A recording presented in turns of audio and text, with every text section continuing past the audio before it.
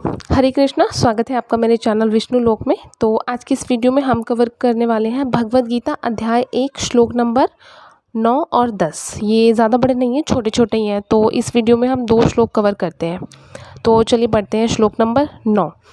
अन्य च बहवः शूरा मदर्थे त्यक्त जीविताः नाना शस्त्र प्रहरणा सर्वे युद्ध विशारदाः।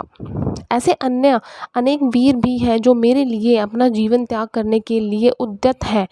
वे विविध प्रकार के हथियारों से सुसज्जित हैं और युद्ध विद्या में निपुण हैं। ऐसा कौन कह रहा है? दुर्योधन बोल रहे हैं कि मेरे सेनापति, मतलब जो उनकी जो सेनापति हैं, युद्ध में जो उनकी सेना में जो युद्ध वीर हैं, उनके लिए बता रहे हैं कि मेरे ऐसे अन्य अनेक वीर भी हैं जो मेरे लिए अपना प्राण भी त्याग करने के लिए हमेशा तैयार रहते हैं। जहाँ तक अन्यों का यथा जयद्रथ, कृतवर्मा तथा शल्य का संबंध है, वे सब दुर्योधन के लिए अपने प्राणों की आहुति देने के लिए तैयार रहते थे।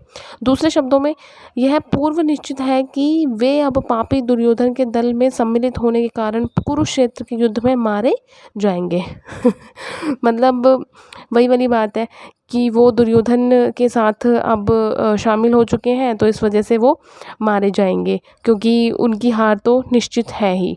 निसंदेह अपने मित्रों की संयुक्त शक्ति के कारण दुर्योधन अपनी विजय के प्रति आश्वस्त था। मतलब दुर्योधन इतने मूर्ख थे कि वो अपनी शक्ति बल के द्वारा नहीं, जबकि अपने मित्रों की संयुक्त शक्ति के कारण उन्हें जो है विश्वास था कि वो विजय होंगे, लेकिन ऐसा कभी होना नहीं था। ये यहाँ पर हमारा श्लोक नंबर 9 कंप्लीट हुआ। चलिए पढ़ लेते हैं श्लोक नंबर 10 में क्या बताया गया है। अपर्याप्तम तदस्माकं बलं भीष्मभिर्षितं पर्याप्तं त्विदमेतेषां बलं भीमभिर्षितम्। हमारी शक्ति अपरिमेय है और हम सब पितामह द्वारा भली भांति संरक्षित है।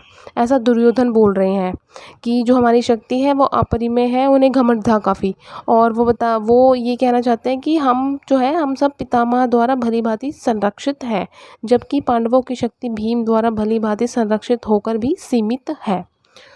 तो यहाँ पर दुर्योधन ने तुलनात्मक शक्ति का अनुमान प्रस्तुत किया है। वह सोचता है कि अत्यंत अनुभवी सेना नायक भीष्म पितामह के द्वारा विशेष रूप से संरक्षित होने के कारण उसकी सशस्त्र सेनाओं की शक्ति अपरिमेय है। दूसरी ओर पांडवों की सेनाएं सीमित है, क्योंकि उनकी सुरक्षा एक कम अनुभवी नायक भीम द्वारा की जा रही है। ऐसा दुर्योधन कह रहे हैं, जो भीष्म की तुलना में नगण्य है।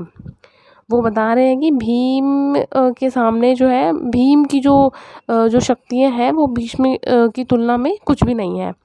दुर्योधन सदैव हमेशा ही भीष्म से ईर्ष्या करता था, जलता था दुर्योधन, क्योंकि वह जानता था कि यदि उसकी मृत्यु कभी हुई तो वह भीम के द्वारा ही होगी।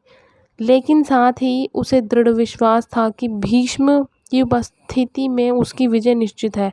मतलब उन्हें घमंड था दुर्योधन को कि जब तक उनकी सेना में भीष्म पितामह है तो उनकी उपस्थिति में तो उनकी विजय ही होगी, क्योंकि भीष्म कहीं अधिक उत्कृष्ट सेनापति हैं। वह युद्ध में विजयी होगा, यह उसका दृढ़ निश्चय था। किसका? दुर्योधन का। तो इस तरीके से यहाँ पर हमारा श्लोक नंबर 10 भी कंप्लीट हुआ। तो थैंक्स फॉर वॉचिंग। वीडियो को लाइक ज़रूर करें वीडियो अच्छा लगे तो, और मेरे चैनल को सब्सक्राइब भी करें। Thank you.